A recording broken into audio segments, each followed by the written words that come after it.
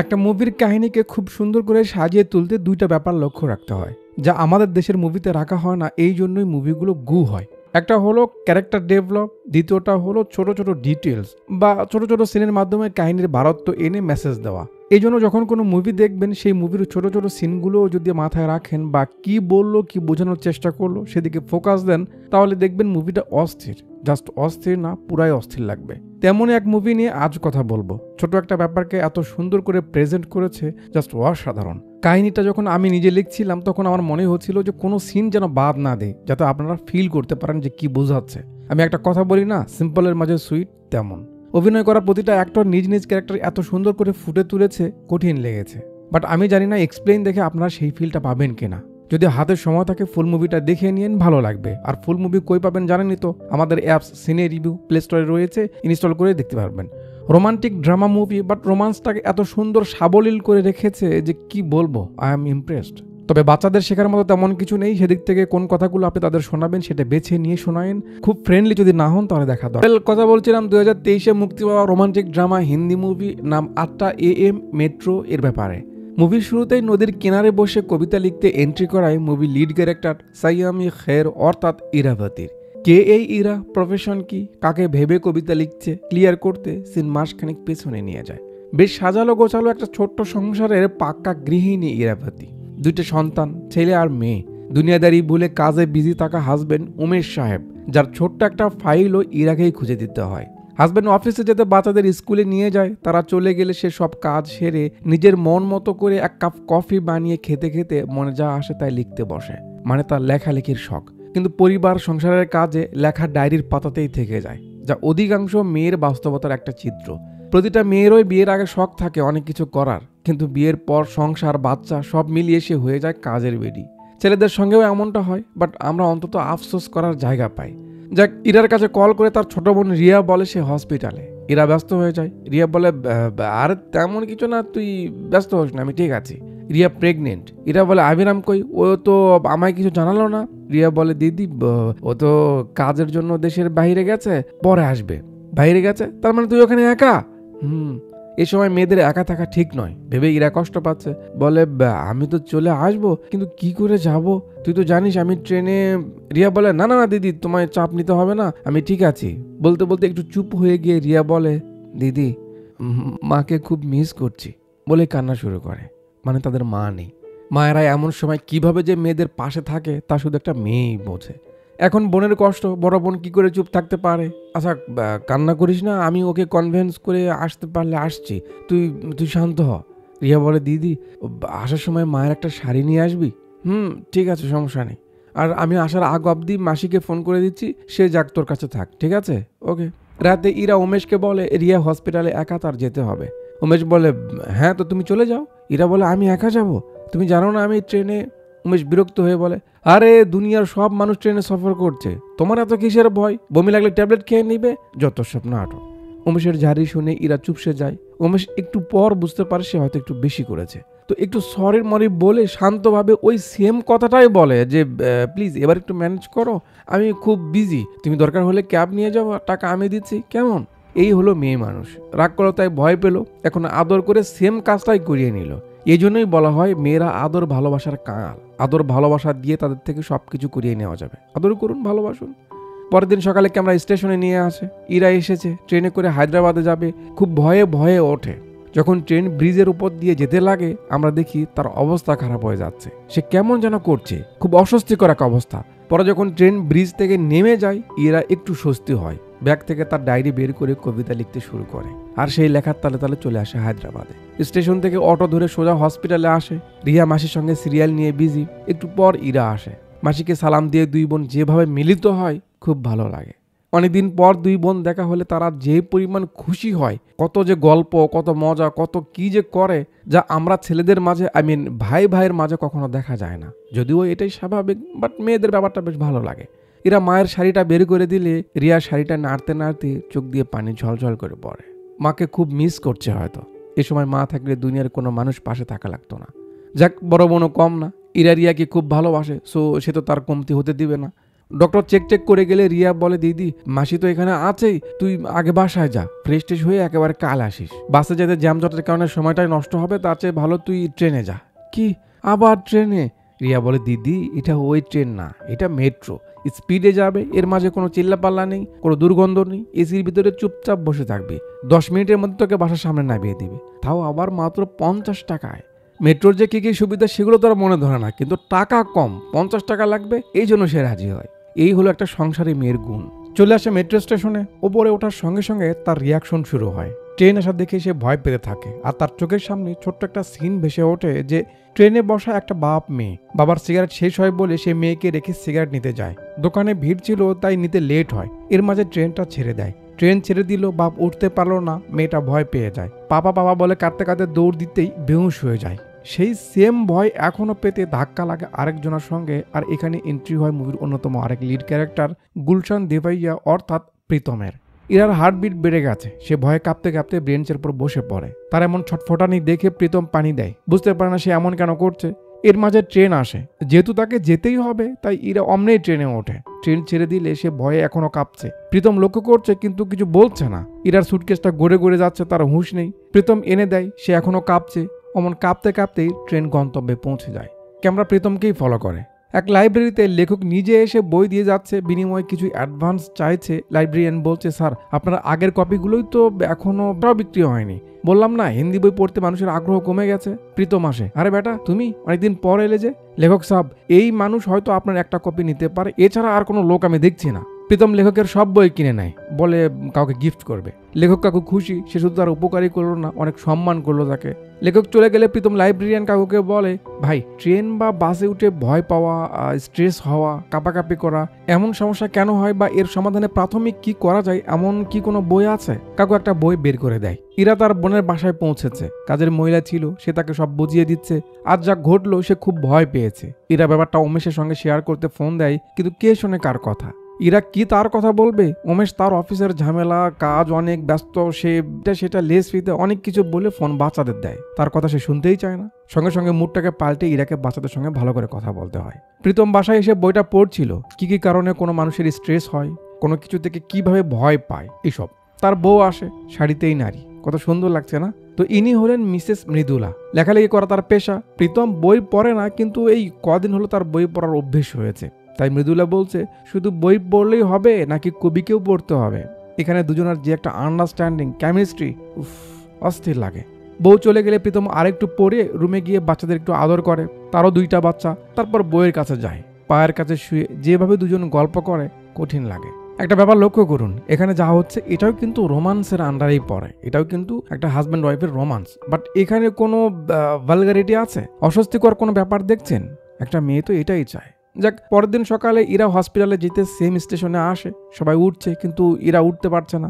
আবার সেই ভয়, ট্রেন চলে যায়, ইরা উঠতে পারে না, ভয় কাটছে না তার। প্রীতম এসেছে অফিস যেতে, দেখে কালকের সেই মহিলাটা, কথা বলতে চাইছে আবার চাইছেও না। সাহস করে বলে, হাই ঠিক আছেন আপনি? এরা কোনো কথা বলে না। প্রীতম আর কিছু বলে না। একটু পর আবার এসে বলে, সরি কাল আমি আপনার সঙ্গে কথা বলতে পারিনি, কারণ আমি বেশি লোকের মাঝে কথা বলতে একটু অন্যরকম লাগে। এরা এবারও কিছু বলে না। প্রীতম সাইডে গিয়ে খাড়ায়। কিছুক্ষণ পর লক্ষ্য করে মহিলাটা তার পাশে এসে খাড়ালো। হ্যালো, আমি ইরাবতী। ও ইরাবতী, বাহ খুব ইউনিক নাম। কি কোইন্সিডেন্স দেখুন, আমি 2 দিন আগে কালিদাসের একটা বই পড়ছিলাম, সেখানেও রানীর নাম ছিল ইরাবতী। ইরা বলে, এই প্রথম বুঝি আপনি আমার নাম সঠিকভাবে উচ্চারণ করলেন।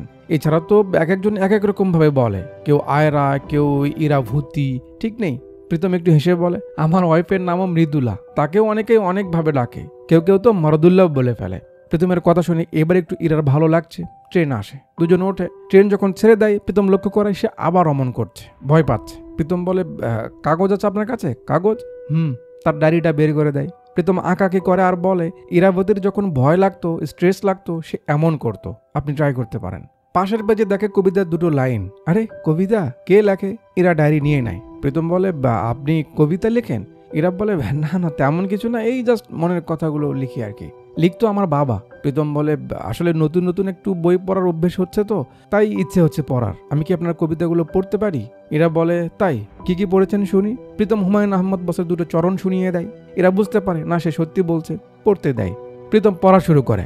কি কি ভাবছেন এই তাহলে আমিও 2 লাইন শুনিয়ে দিব? না না না না, একদম না, খোদার কসম, ও আমি পারবো না। ইরার ভালো লাগছে যে প্রীতম খুব মনোযোগ দিয়ে তার লেখা পড়ছে। এই প্রথম কেউ তার লেখা এতটা মনোযোগ দিয়ে পড়ছে। এরা খুব সুন্দর করে লিখেছেও। প্রীতম তার লেখার তারিফ করে। ওই নিন, স্টেশন এসে গেছে। এরা তো অবাক, কি এসে গেছি? বাহ, আপনার সঙ্গে কথা বলতে বলতে তো বুঝতেই পারলাম না। ট্রেন থামলে যে যার মতো নামে, প্রীতম তার মতো চলে যায়। ইরার ভালো লাগছে যে এবার তার কিছুই হলো না।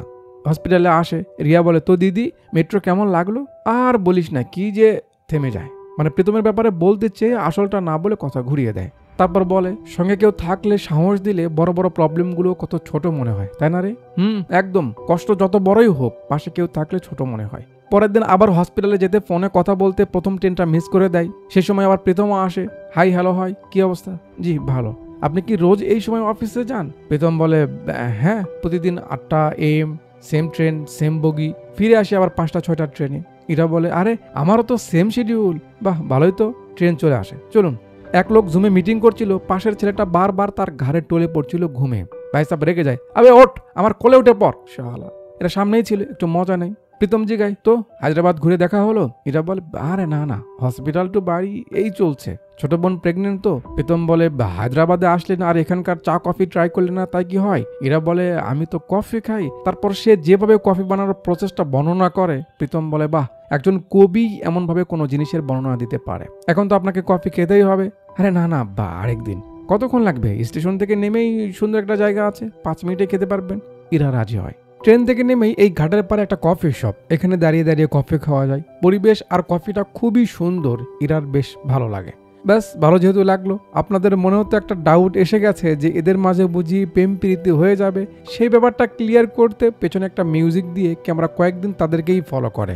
রোজ তারা মেট্রো দিয়ে যাওয়া আসার ফাঁকে ফাঁকে একটু একটু করে সময় কাটায়। 2 বন্দি পাখি যেন খাঁচা থেকে মুক্ত হয়েছে, তাই সুযোগ পেলেই একে অপরের সঙ্গে জাস্ট কথাই বলে যাচ্ছে, গল্পই করে যাচ্ছে। আপনার কি মনে হয় ইরার হাজবেন্ড যদি অমন না হতো, তার সঙ্গে ভালো করে মিশতো, তাকে বুঝতো, ইরার মনে কি অন্য কোনো ছেলে আসার সুযোগ পেত? বলতে পারেন তাহলে প্রীতমের বউ তো সুন্দর, তার তো কোনো সমস্যা নেই, সে কেন ইরার পিছে পড়ে আছে? তো এর পিছনে আসলে অন্য একটা কারণ আছে, পরে জানতে পারবেন। বাকি সেই কারণ ছাড়া যদি আপনি আমার মতামতের কথা বলেন, তো জি, আমরা ছেলেটা একটু লুচ্চা, অন্যের পিঠা লাগে মিঠা। আমাদের চোখে দুনিয়ার সব বউদের সুন্দর লাগে, শুধু নিজেরটা ছাড়া। যাক, এইভাবে তাদের মাঝে খুব ভালো সময় কাটে। ইরা যেন তার মনের মতো একজন বন্ধু বলেন, বয়ফ্রেন্ড বলেন, যাই বলেন, পেয়েছে। তার কথা গুরুত্ব দিয়ে সে শোনে, গুরুত্ব সহকারে আবার তার কথাও তাকে বলে। বলতে পারে সে অধিকার তার আছে। আমরা না হয় তারপর কি হয় সেদিকে যাই নাকি? ইরা রিয়াকে একটা কাহিনী শোনাচ্ছে যে কোন দেশে জানি একটা জাতি আছে যার বইয়ের বাচ্চা ডেলিভারি হয় তাকে গাছের উপর উঠাই দিয়ে তার টুনটুনির সঙ্গে দড়ি বেঁধে দেয়। You know what I mean? যখন যখন মহিলার ব্যথা বেড়ে যায় সে ওই দড়ি ধরে টানে। এগুলা কথা বাড়ায়। গল্পটা নিয়ে দুজন খুব হাসাহাসি করে। রিয়া বলে, এক হিসাবে ঠিকই করে, যে ছেলেরা মেয়েদের কষ্ট বোঝে না তাদের সঙ্গে এমনই করতে হবে। মাঝে একদিন পার হয়। প্রীতম বেড়ে হচ্ছিল। মৃদুলা জিগাই, কি ব্যাপার মিস্টার, এত হ্যান্ডসাম হয়ে কোথায় যাওয়া হচ্ছে? হ্যাঁ। প্রীতম বলে, বুড়ো বয়সে আবার হ্যান্ডসাম, আজ একটু উপরের বসদের সঙ্গে মিটিং আছে তাই। মৃদুলা একটু সাহিত্যিক ভালোবাসা লেনদেন করে। প্রীতম অফিসের জন্য বের হয়। তারপর ইরার সঙ্গে গল্প করতে করতে যে যার কাজে চলে যায়। পরের দিন প্রীতম অফিসে বউ বাচ্চার ছবি দেখছিল, তার বস আসে। তো প্রীতম আসলে একটা ব্যাংকে জব করে, সহকারী ম্যানেজার পোস্টে। ইনি তার ম্যানেজার। কাকুর সামনে রিটায়ার্ড হচ্ছে, তাই তার জায়গায় সে প্রীতমকে রেখে যেতে চায়, কিন্তু প্রীতম রাজি হচ্ছে না, কারণ সে বেশি মানুষের মাঝে নিজেকে কমফোর্ট করতে পারে না। অপরিচিত লোকের সঙ্গে কথা বলতে সংকোচ বোধ করে। কাকু বলে, দেখো, সমস্যা থাকলে তার সমাধানও তো আছে না। একটা কার্ড বের করে বলে, আমি নিজে তদারকি করেছি, তুমি সুযোগ পেলে এখানে যেও। ঠিক আছে স্যার। পরের দিন প্রীতম ইরাকে সেই লেখক যার অনেকগুলো বই সে একবারে কিনে নিল, তার একটা বই গিফট করে। পরে দেখেন ভালো লাগবে। বাসায় গিয়ে ইরা খুব মনোযোগ দিয়ে বইটা পড়তে থাকে। বই পড়াতে সময় দিতে দিতে বইটা শেষ করেই ফেলে। শেষে গিয়ে মনে হয় খুব হার্ট টাচিং, বইটা বুকে জড়িয়ে লম্বা একটা শ্বাস নেয়। এদিকে তার ওমেশ সাহেব ফোন করেই যাচ্ছে, দিদির খেয়াল নেই। পরের দিন ঘাটের পাড়ে দেখা হলে ইরা প্রীতমকে লেখার ব্যাপারে বলে যে কি সুন্দর লেখা তার, কত সুন্দর করে তাদের স্টোরিটা তুলে ধরেছে লেখক। ইরা বলছে, একটুর জন্য তো আমার মনে হচ্ছিল সে আমাকে মিন করে কিছু কথা লিখেছে। প্রীতম বলে, যারা গভীর ভাবনার মানুষ তাদের শব্দ অনেক কিছু বলে দেয়। ইরা বলে, এখন তো আমার ইচ্ছে করছে লেখকের সঙ্গে দেখা করে জিগাই গোলু আর ভোলার শেষে কি হলো, তারা কি আলাদা কোনো জগতে গিয়ে বসবাস করেছে নাকি? আচ্ছা, আপনার কি মনে হয়? প্রীতম বলে, আমার মনে হয় মারা গেছে, কারণ মানুষের স্বভাব সময় থাকতে দাম না দেয়ার। যারা বেশি ভালোবাসে তারা লাইফ থেকে হারিয়ে গেলে আমরা বুঝতে পারি তারা কি ছিল। ইরা বলে, এমন কথা আমার বাবা বলতেন, জানেন, শেষ সময় আমার বাবা আমায় নিয়ে কবিতা লিখতে লিখতেই পরের দিন আমায় ছেড়ে চলে যায়। ইরার চোখের সামনে ভেসে ওঠে সেদিন তার বাবা তাকে ডেকে একটা চিঠি দিয়েছিল, যেখানে একজন কবি তার শব্দের ভাষায় লিখেছিল, পড়াশোনার দিকে মনোযোগ নেই, তার মানে যে সেই সন্তান কোনো কাজের নয় এমনটা নয়। আমি সেটা বুঝতে পারিনি। ছোট মেয়েটার দিকে অ্যাটেনশন দিতে গিয়ে আমি ভুলে গেছিলাম আমার বড় মেয়েও আছে। আর যখন নিজের লেখা পাবলিশ করতে না পেরে হতাশ হলাম, তোর ডায়েরি আমার হাতে পড়লো। ভালো লাগলো দেখে যে আমার বড় মেয়ের মাঝে আমার গুণ রয়েছে। আমায় ক্ষমা করে দিস মা। বলে সেই রাতে সে ঘুমায়। পরের দিন আমি আর বাবাকে ফিরে পাই না। কষ্ট তো লাগারই কথা। প্রীতম বলে, আচ্ছা আপনি কোনো বই পাবলিশ করছেন না কেন? আপনার লেখা তো খুব সুন্দর। ইরা বলে, আরে কি যে বলেন না, আমি তো জাস্ট মনকে শান্ত রাখার জন্য লিখি। প্রীতম একটা কথা বলে, অস্থির লাগে। প্রীতম বলে, ইরাজি, মনের গভীর থেকে যে শব্দ বের হয় তা অন্যদের বুঝতে একটু সময় লাগে যদি সে আপনার শব্দের সাথে কানেক্ট না হয়। কিন্তু আপনার শব্দ অনেক হার্ড টাচিং, একদম র। আপনার শব্দে অনেকেই নিজেকে খুঁজে পাবে। আমার মৃদুলাও লেখে, কিন্তু বাংলায়। কলকাতার মেয়ে তো, এই জন্য আমি অতটা টাচ করতে পারি না। প্রীতমের ব্যাপারে ইরা রিয়াকে আগে হালকা টাচ দিয়েছিল, এখন সে কি বলছে সেগুলো তার সঙ্গে শেয়ার করে। রিয়া মনে করে লোকটা ইরাকে ইমপ্রেস করতে হয়তো তার কবিতার তারিফ করছে। ইরা বাসায় যেতে রেডি হচ্ছিল। রিয়া বলে, দিদি তোকে ফোনে না পেয়ে উমেশ দাদা আমাকে কল করেছিল। ইরা বলে, ঠিক আছে বাসায় গিয়ে কল দিবনে। রিয়া বলে, কাল দিয়েছিলে? পরশু? ইরা কথা বলে না। রিয়া বলে, মানুষ সব থাকতে যে কেন বোঝে না। ইরা তখনও কিছু না বলে বের হয়ে চলে যায়। পরের দিন ইরা প্রীতমের সঙ্গে কফি খাচ্ছিল। একটা বডি নিয়ে যাওয়া হচ্ছে দাহর জন্য। দেখেই প্রীতম মুখ ফিরিয়ে নেয়। ইরা বলে তার ইচ্ছে শ্মশান ঘাটে যাবে, সামন থেকে দেখবে সে সবকিছু। প্রীতম বলে, যাওয়া উচিত। কবরস্থান, শ্মশান ঘাটে গেলে মানুষ বুঝতে পারে জীবনের মূল্য, আপনজনের মূল্য। ইরা বলে, জানেন ছোটবেলায় বাবার সঙ্গে এক জায়গায় যেতে বাবা ট্রেন থেকে নেমে সিগারেট নিতে যায়, মাঝে ট্রেনটা ছেড়ে দেয়। আমি ভাবি বাবা উঠতে পারেনি, কিন্তু সে পেছনের বগিতে উঠেছিল, আমি জানতাম না। আমার কাছে আসতে বাবা 15 মিনিট লেট করে, আর এই 15 মিনিটে আমি যেন নরক থেকে ঘুরে এলাম এমন মনে হচ্ছিল। তারপর থেকে আজ অবধি আমি কাউকে কিছু বলতে পারিনি যে আমার ভিতরে কেমন হয়।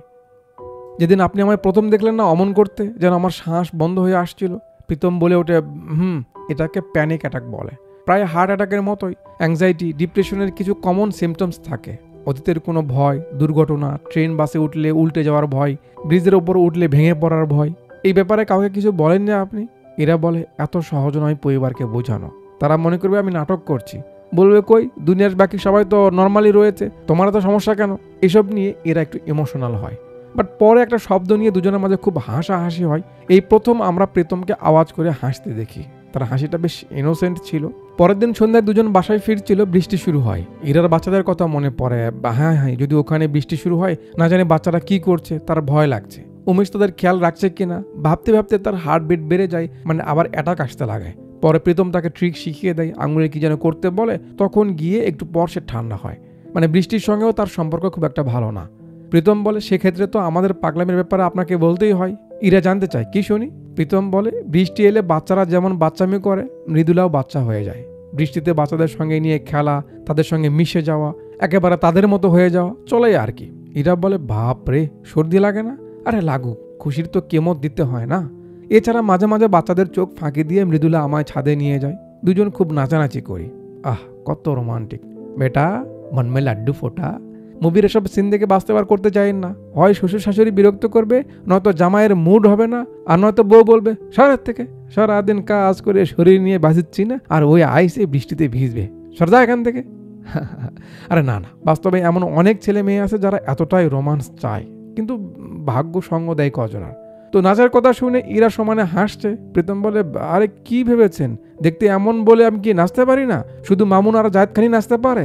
হাসতে হাসতে রাত পার হয়। পরের দিন আবার যখন দেখা হয়, ইরা জিগায়, আপনি অফিসের কাজ বাড়িতে নিয়ে যান? প্রীতম বলে, মাঝে মাঝে, কিন্তু আমি আমার পরিবারকে অনেক টাইম দিই। তাদের সঙ্গে যে দুষ্টামি করি, মানুষ দেখলে মনে করবে আমার মাথা খারাপ হয়ে গেছে। প্রতিদিন তো কোনো না কোনো কিছু করছি।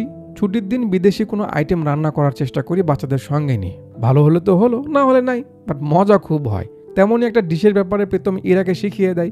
ইরা বলে সে খুব ভালো একটা রান্না পারে না, কিন্তু যেটাই রান্না করুক তার হাজবেন্ড কখনো রান্না নিয়ে অভিযোগ করে না। তো প্রীতম আসলে কিভাবে রান্না বান্না করে বউকে তেলমেল মার আমাদের একটু দেখায়।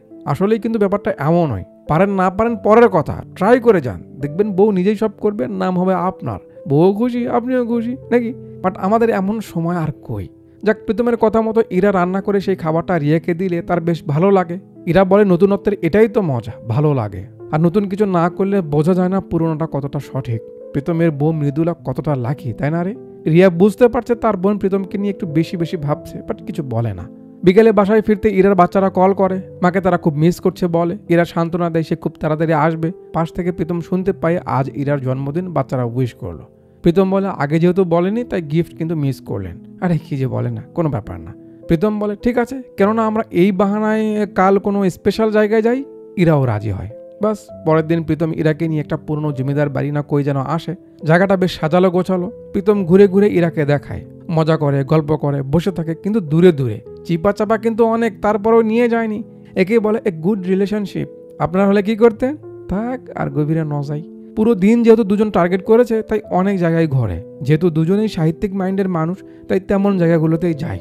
তারপর বিকেলে যায় লাইব্রেরিতে। চাচার যেই ভাবি বলতে যাবে প্রীতম ইশারা করে না। চাচা বলে ফেলে, ও তাহলে কি ইনি সেই মোহতরমা যে ট্রেনে ভয় পাচ্ছিল? প্রীতম লাইক, আরে চাচা এত কথা আপনাকে কে বলতে বলেছে? ব্যাপারটা লজ্জাজনক না?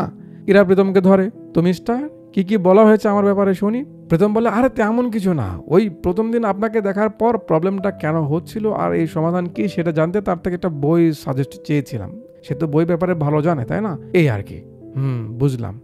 আরও কিছু বই নেই, সেগুলো নিয়ে কথাবার্তা হতে হতে সেই লেখক যার সবগুলো বই প্রীতম নিয়েছিল সে আসে। মানে প্রীতম তাকে ডেকে পাঠিয়েছে আর কি। ইরা বলেছিল না তার সঙ্গে একবার দেখা করতে চাই। প্রীতম ইরার পরিচয় করিয়ে দেয় যে সে আপনার বইয়ের অনেক বড় ফ্যান। ইরাও কাউকে দেখে খুব এক্সাইটেড। কি লিখেছেন আপনি স্যার? খুব সুন্দর, অসাধারণ। বাট আমায় না আপনি জাস্ট একটা ব্যাপার বলুন যে শেষে দুজনের কি হলো? কাকু বলে, এটা তো পাঠকের কল্পনার উপর ছেড়ে দিয়েছে বেটি, যাতে যার কাছে যেটা সঠিক মনে হবে সে সেটা ভেবে নিতে পারে। ও কথা শেষ করে সেখান থেকে দুজন এখানে আসে। গল্প করতে করতে দুজনেই আনমনা। এরা তার কবিতা নিয়ে বসে আর প্রীতম কি জানি একটা নিয়ে গভীরভাবে ভাবতে থাকে। তারপর সেখান থেকে প্রীতম ইরাকে নিয়ে শ্মশান ঘাটে আসে। ইরা বলে, আমি ভাবিনি আপনি আমায় এখানে আনবেন। প্রীতম বলে, বলেছিলাম না আসা উচিত। সে সময় একটা বাচ্চার বডি নেওয়া হচ্ছিল। শ্মশানে যে লোকটা থাকে সে প্রীতমকে বলে, এতদিন পর এলে বেটা? কাকু। প্রীতম বলে, এখানে ছোট বাচ্চাদের পোড়ানো হয় না, দাফন করা হয়। কি একটা জায়গা। এমন জায়গাতে গেলে মনে হয় যে কি করছি আমরা দুনিয়াতে। যাক, একটু পর মুরব্বী যখন আস্তিয়ার পাত্রটা প্রীতমের হাতে দেয়, প্রীতম হাতে নিয়ে হাওমাও করে কান্না শুরু করে। এরা তো কিছু বুঝতে পারছে না। প্রীতম এমনভাবে কান্না করছিল যেন থামছিলই না। খুব কষ্ট করে কান্না চেপে বলে, আমার সব থেকে কাছের 3টা বন্ধু অ্যাক্সিডেন্ট করে তারা চলে গেছে। তাদের আস্তিয়া পরিবারের লোকজন আমাকে দায়িত্ব দিয়েছিল।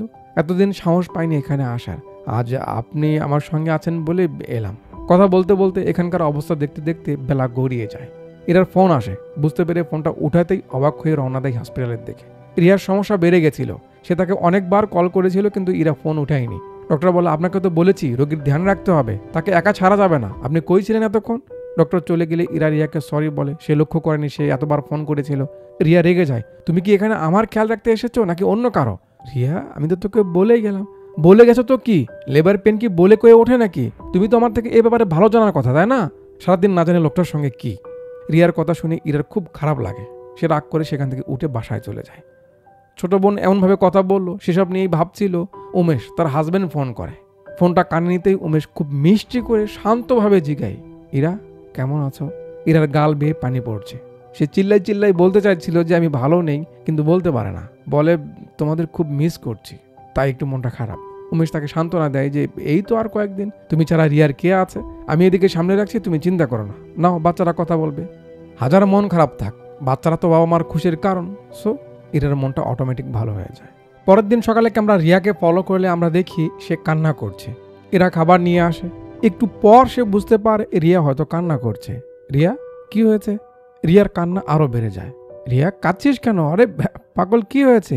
রিয়া আরো ভেঙে পড়ে। সরি দিদি, আমার ভুল হয়েছে, আমাকে ক্ষমা করে দে। আরে পাগল, কি হয়েছে? এভাবে কাঁদছিস কেন? সমস্যা নেই। রিয়া কাঁদতে কাঁদতে বলে, আমার মনে হচ্ছিল তুইও আমাকে ছেড়ে চলে গেছিস। ইরা জড়িয়ে ধরে, পাগল মেয়ে, ছেড়ে কোথায় যাব?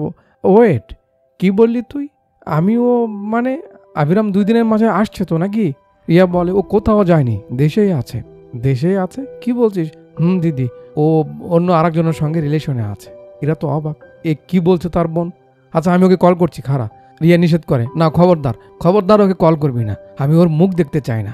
রিয়া, কি বলছিস? এই সময় ওর রিয়া ফিক পেরে কেঁদে ওঠে। দিদি, আমি কি না করেছি ওর জন্য। এত ভালোবেসে ওর জন্য দুনিয়ার সঙ্গে লড়াই করে সংসার করছিলাম, ও আমাকে এইভাবে ধোকা দিতে পারলো কি করে? রিয়ার কান্না দেখে আমাদের চোখও ভিজে আসছে। ইরা তো কাঁদছেই। রিয়া বলে, ওর ভালোবাসার জন্য আমি বাবা মার কথা না ভেবে জব খুঁজতে খুঁজতে বাবা মাকে হারালাম, কারোর সঙ্গে 2 মিনিট ভালো করে কথা অবধি বলতে পারিনি, শুধু ওর জন্য। তারা আমাকে কত আদর করতো, আমি বড় হয়ে তাদের বোঝাতেই পারলাম না যে আমি তাদের সেই ছোট মেয়েটা এখন বড় হয়ে গেছে। সবকিছু ওর জন্য করেছি, শুধু ওর ভালোবাসার খাতিরে। আর ও কি করলো, আমার পেছনে অন্য একটা মেয়ের সঙ্গে বলে সে খুব কাঁদে।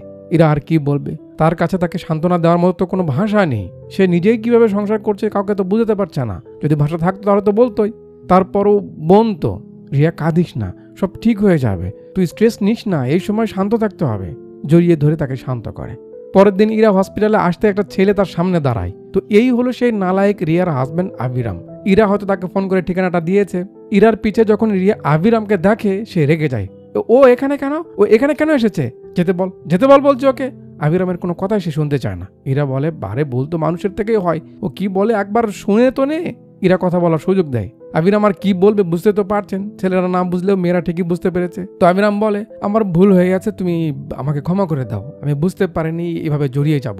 কথা হতে হতে জড়িয়ে গেছি। ওই মেয়েটাকে মিথ্যে বলেছিলাম যে আমাদের সম্পর্কের মাঝে একটু ঝামেলা চলছে, আমি জাস্ট মজা নিতে চেয়েছিলাম, তার মাঝে এসব শুনে তো রিয়ার মাথা আরো গরম হয়ে যায়। কতটা নির্লজ্জ তুমি, যাও বের হয়ে যাও এখান থেকে।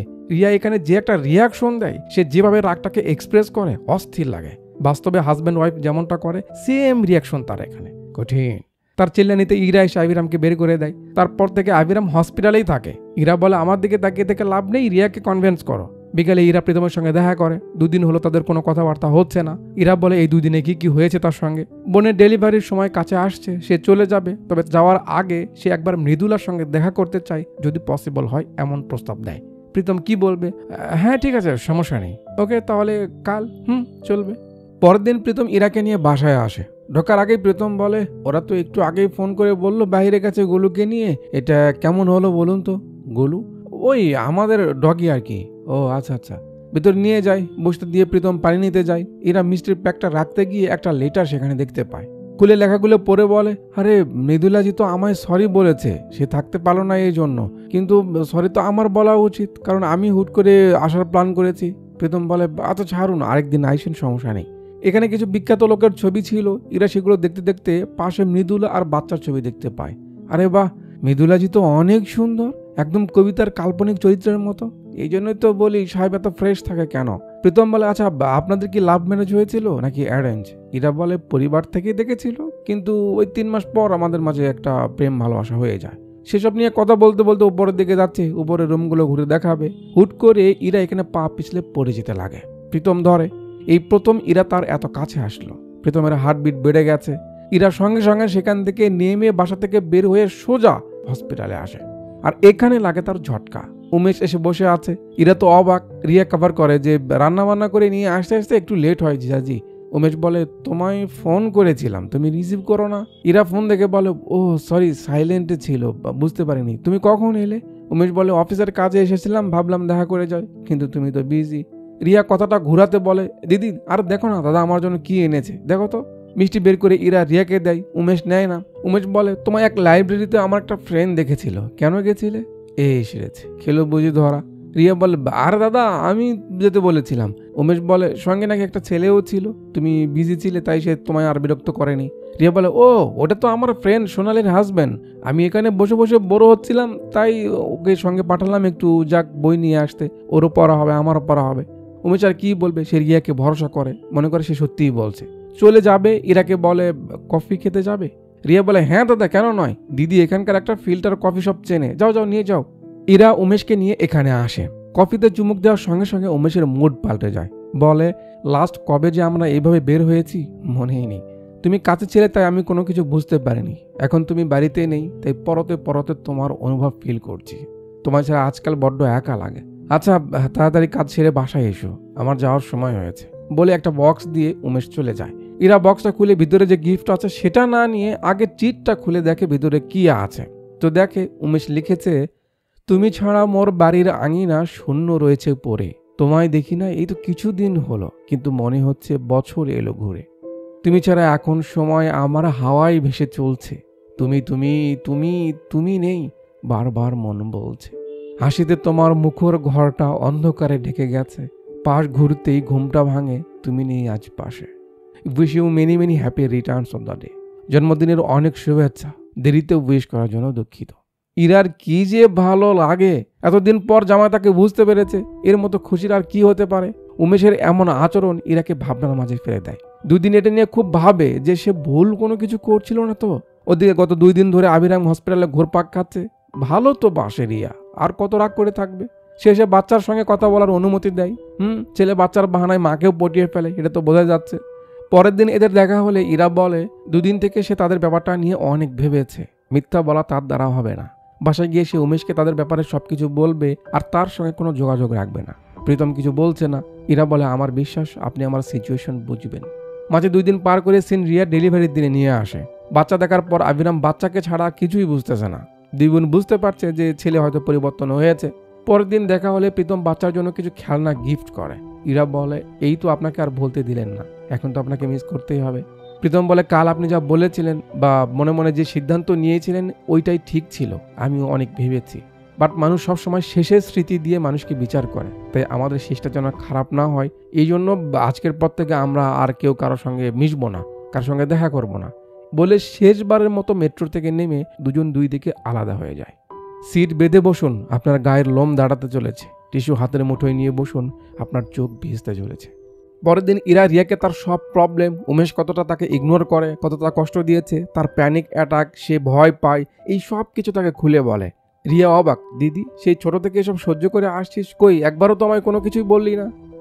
বলতে চেয়েছিলাম কিন্তু সাহস পাইনি, কারণ এসব কেউ বিশ্বাস করে না। কিন্তু এখন আর ভয় লাগছে না, এখন শুধু তুই কেন 1000 মানুষের সামনেও আমি বলতে পারবো আমার সমস্যা আছে, আমি স্বীকার করতে পারবো।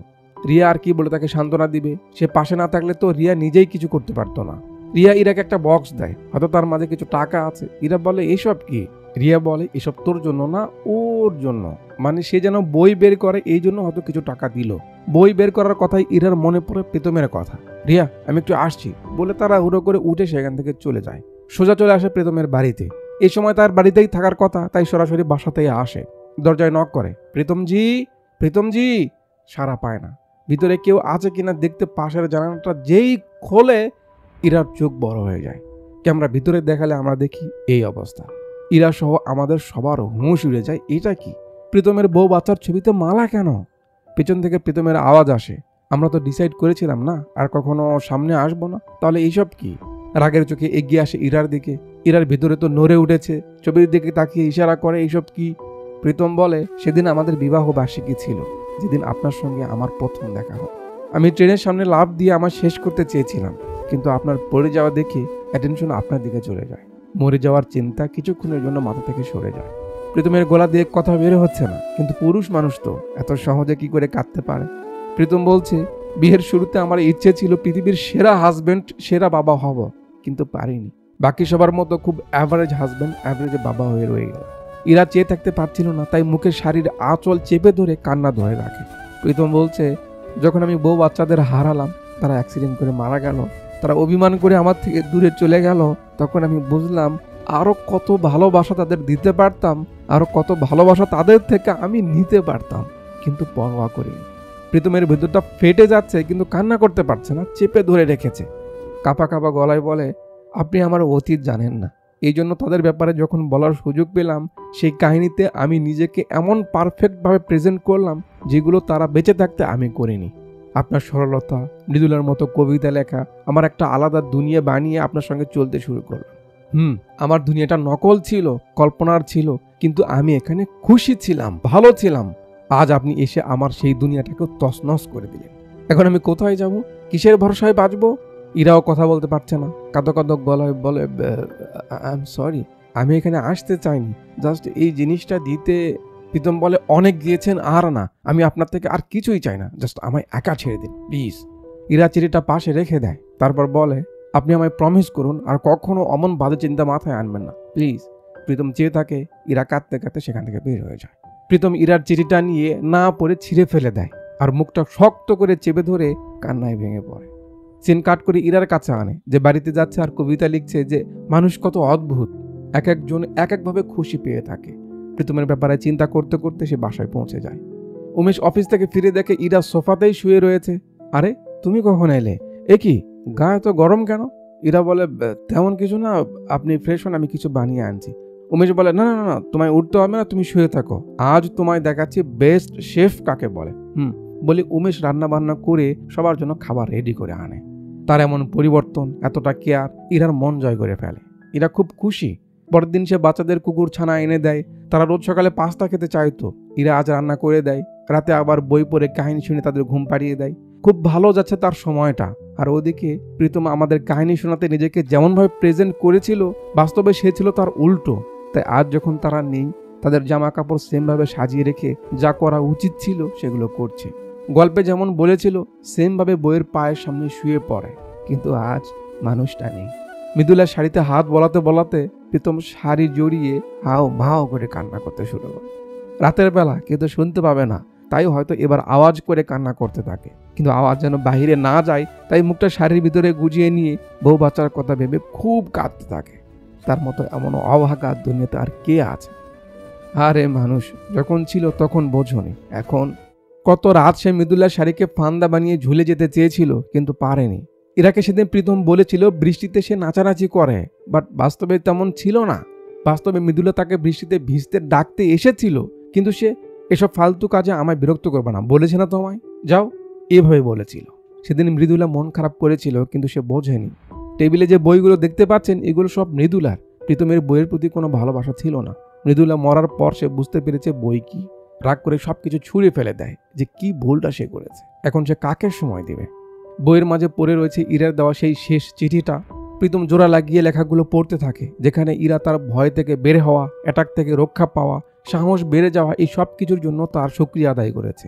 তাকে সাহস দিয়েছে, সে তাকে কখনো ভুলবে না এমনটা বলেছে। ইরার কথা তার কানে বাজতেছে, কিন্তু কফি আর আজকাল ভালো লাগছে না একা একা। এইভাবে কিছুদিন পার হয়। রিয়ার বাচ্চার নামকরণ অনুষ্ঠানে ইরা আসে। আবিরাম এখন বাচ্চা ছাড়া কিছুই বোঝে না। রিয়া তাকে একটু ক্ষমা করেছে, পুরোটা না। নাম রাখার দায়িত্ব ইরাকেই দেওয়া হয়। সে খুব সুন্দর একটা নাম রাখে, সাইশা। অনুষ্ঠান শেষে যখন রুমে আসে, আমরা দেখি উমেশও এবার তার সঙ্গে এসেছে। ইরা বলে, আমার একটা বন্ধুর সঙ্গে দেখা করব, চলুন না, আমায় একটু নিয়ে যান। উমেশ বলে, ইরা আমি খুব ক্লান্ত, তুমি না হয় গিয়ে ঘুরে আসো প্লিজ। ইরা রেডি হয়ে বলতে যাবে, একটা কথা আপনাকে বলার ছিল। দেখে উমেশ ঘুমিয়ে পড়েছে। ইরা একাই গিয়ে মেট্রোর সেম বগিতে ওঠে, কিন্তু আজ আর প্রীতমের দেখা পায় না। 5টা-6টার দিকে তো সে বাড়িতে ফেরে। স্টেশনে অপেক্ষা করতে থাকে, কিন্তু পায় না। খুঁজতে খুঁজতে সেই কফি শপে আসে, সেখানেও নেই। লাইব্রেরির চাচার কাছে গেলে সে বলে বেশ কয়েকদিন হলো সে আসেনি, কি হয়েছে কিছু বলতে পারে না। উপায় না পেয়ে ইরা বাড়িতে যায়। নক করলে এক মহিলা দরজা খোলে। প্রীতমের কথা বললে আন্টি বলে সে নাকি বাড়ি বিক্রি করে কোথাও চলে গেছে। কোথায় গেছে কেউ জানে না। ক্যামেরা ইরাকে ফোকাসে রেখে স্ক্রিনের আলো নিভে গিয়ে সিন বর্তমানে আনে। কি মনে আছে কোথা থেকে সিন শুরু হয়েছিল? এই ঘটেছে আর কি। তারপর থেকে এরা লেখার দিকে মনোযোগ দিয়েছে। সামনে বই বের করবে, এই জন্যই লিখছে এখানে বসে বসে। এখান থেকে সিন আবার 9 মাস সামনে নিয়ে আসে লাইব্রেরিতে। প্রীতম বেঁচে আছে, ভয় পাওয়ার কিছু নেই। তাকে দেখেই লাইব্রেরির চাচা অবাক, বেটা এতদিন পর কই থেকে, সব ঠিক আছে তো? প্রীতম মাথা নাড়ে। চাচা একটা বই বের করে দিয়ে বলে, বেটা অনেকদিন পর একটা হিন্দি বুক বের হয়েছে, খুব চলছে। প্রীতম হাতে নিয়ে বইয়ের নাম দেখে 8টা AM মেট্রো। চাচা আরেকটা বই দিয়ে বলে এটা তার বাবার লেখা। প্রীতম বুঝতে পারে ইরার বই, নিচে তো ইরাবতীর নাম দেওয়া আছে। বই পড়তে শুরু করে, যার ভিতরে ইরা মেট্রো কিভাবে তার লাইফ পাল্টে দিয়েছে, নাম না দেওয়া একটা সম্পর্ক, দুটো ছেলে মেয়ে কিভাবে একে অপরের সম্মান রেখে বন্ধুত্ব করে গেছে। প্রীতমকে মিন করে কিছু কথা, যে করে হোক আমার ইচ্ছে বইটা যেন তোমার কাছ অব্দি পৌঁছে, এমন অনেক কিছু লিখেছে। এখানে প্রীতমের অবস্থা দেখে একটা ছোট্ট কাহিনী আপনাদের সময় মনোযোগ দিন। একটা বাচ্চার টেডি বিয়ার হারিয়ে যায় বলে সে খুব কান্না করে। তার দাদা তার সঙ্গে খোঁজাখুঁজি করে, কিন্তু টেডি বিয়ারটা খুঁজে পায় না। তার দাদা টেডির পক্ষ থেকে পাঠানো চিঠি নাতিকে পড়ে শোনাতে লাগে যে আমি তোমার বন্ধু টেডি বলছি, আমি দুনিয়া দেখতে বের হয়েছি, তুমি আমায় খুঁজো না, তুমি মন খারাপ করো না, আমি আবার ফিরে আসবো তোমার কাছে, আমি না আসা অবধি তোমার সঙ্গে আমার চিঠির মাধ্যমে কথা হবে। এভাবে প্রায় প্রায় দাদা নিজে লিখে টেডির নামে নাতিকে চিঠি পড়ে শোনাতো। এতে বাচ্চাটা খুব খুশি হতো। আস্তে আস্তে যখন সে বড় হলো, সে বুঝে গেল সবকিছু, কিন্তু এখন তার আর মন খারাপ হলো না। তার মানে কি দাঁড়ালো? ভালোবাসার মানুষ হারাবে, প্রিয় জিনিসগুলো নষ্ট হবে, কিন্তু ভালোবাসা থাকবে, ফিরে আসবে অন্য কোনো জিনিসের মাধ্যমে, অন্য কোনো মানুষের মাধ্যমে। এর জন্য নিজেকে শেষ করা, শরীরের ক্ষতি করার কোনো মানে হয় না। কারো অবমূল্যায়ন করে যদি তাকে হারাতে হয়, আর সে হারিয়ে যাওয়ার কারণে যদি আপনার কষ্ট হয়, তো এটা আপনার অবহেলার শাস্তি। শাস্তি ভোগ করে খালাস পেতে হয়, এর থেকে পালালে শাস্তি শেষ হয় না। বাই দ্য ওয়ে, এই কথাগুলো কিন্তু বইয়ে ছিল না, এগুলো আমার বলা, ঠিক আছে? তো ইরা আরও লিখেছে, সবকিছু ঠিক হয়ে যাবে, তুমি হাজারো মানুষের উপকারে আসতে পারবে, কিন্তু তার জন্য আগে তোমাকে তোমার নিজের প্রবলেম থেকে বের হতে হবে। এমন আরও অনেক কথা ইরা প্রীতমকে মিন করে লেখে। যদিও পুরো বইটাই ঘটনা বেশ, বই পড়ে যেন প্রীতম শান্ত হয়ে যায়, তার খুব ভালো লাগে। এই জন্য এপিজে আব্দুল কালাম সাহেব বলেছিলেন যে একটা ভালো বই 100টি বন্ধুর সমান, আবার একজন ভালো বন্ধু গোটা লাইব্রেরির সমান। প্রীতম দুটাই পেয়েছে ইরার মাধ্যমে। ইরার কথা প্রীতমকে এতটা মোটিভেট করে যে সে আজ অবধি যে বন্দি জীবন কাটাচ্ছিল সেটা থেকে বের হওয়ার সিদ্ধান্ত নেয়। বাচ্চাদের জামা কাপড়, মৃদুলার শাড়ি যা সে সবসময় বেডে বিছিয়ে রেখে পাশে ঘুমাতো, সেগুলো প্যাক করে নেয়। আস্থিয়া যেটা এতদিন অবধি সে কাছে রেখেছিল সেটা নিয়ে বের হয়ে যাবে। ওই যে তার ম্যানেজার একটা কার্ড দিয়েছিল, মনে আছে? একটা সাইকিয়াট্রিস্টের, ভালো করে কার্ডটা দেখে, মানে তার কাছে গিয়ে সে চিকিৎসা নিবে এমনটাই ভাবছে আর কি। ফাইনালি আস্থিয়া ভেসে দেয়। ক্যামেরা দূর আকাশে পাখির ঝাঁক ফলো করতে করতে পিছনে একটা পাখি ফলো করে বোঝায় প্রীতম আবার উড়বে, সে সব কিছু ঠিক করে নিবে, আবার আগের মতো হয়ে যাবে। আর মুভিটা এখানেই শেষ করে দেয়। উফ, আরে বাপরে, কি মজা পেয়েছেন না? মুভি দেখলেন নাকি একটা ঘোরে ছিলেন বুঝতে পারেনি, তাই না? মুভি এমন না হলে হয়? ভালো লেগেছে তাহলে কমেন্ট বক্সে আপনার মতামত জানান, ঠিক আছে? তো ব্যাপার এখানে কয়েকটা। প্রথমত, সংসার পরিবার আমাদের সবার মাথায় রাখা উচিত। সে ছেলে হোক বা মেয়ে, সংসার বা পরিবার ভালো থাকার পিছে, গড়ে ওঠার পিছনে হাজব্যান্ড ওয়াইফ দুজনের সমান কৃতিত্ব থাকতে হবে। আপনি হাজব্যান্ড বলে বউকে চাকর বানিয়ে রাখবেন, সে শুধু আপনার হুকুম মেনে চলবে, ন্যায় হোক অন্যায় হোক আপনার কথা শুনতে হবে, এমনটা না। সে অধিকার না আপনাকে ধর্ম দিয়েছে না সরকার। আপনি যতটা নিজেকে পরিবারের জন্য মুখ্য মনে করছেন ততটাই মুখ্য আপনার বউ। কসম করে বলছি, যদি বউ ভালো না হয়, সংসারী না হয়, ধৈর্যশীল না হয়, হিসেবি না হয়, আপনি মিয়া দুনিয়ার রাজা হন না কেন, শান্তি পাবেন না। আপনার কখনো ভালো পরিবার হবে না, সংসার হবে না, আপনি একজন সুখী মানুষ হতে পারবেন না। সো বউয়ের খেয়াল রাখুন। বাকি বউ তো আপনার খেয়াল রাখছেই, আমি জানি। দ্বিতীয় ব্যাপার হলো সময় থাকতে মূল্য দেওয়া। সময় দেওয়া আলাদা ব্যাপার, মূল্য দেওয়া আলাদা ব্যাপার।